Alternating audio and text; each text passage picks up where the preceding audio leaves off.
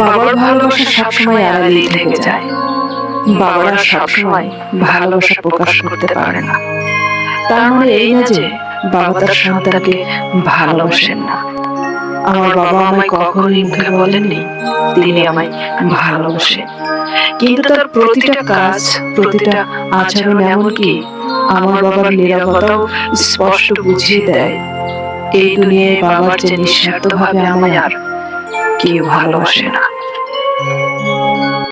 Family problem যাদের আছে তারা ভিতরে ভিতরে শেষ, কাউকে বলতে পারে না, কাউকে বোঝাতে পারে না, নিজে মানতে পারে না, চোখের সামনে সব দেখে কিন্তু কিছুই করার থাকে না। তাদের থেকে কেউ বুঝেও না তাদের জীবনে কি চলছে। ফ্যামিলি প্রবলেমে থাকা মানুষগুলো সব চেপে সবাইকে বলে আলহামদুলিল্লাহ ভালো আছি।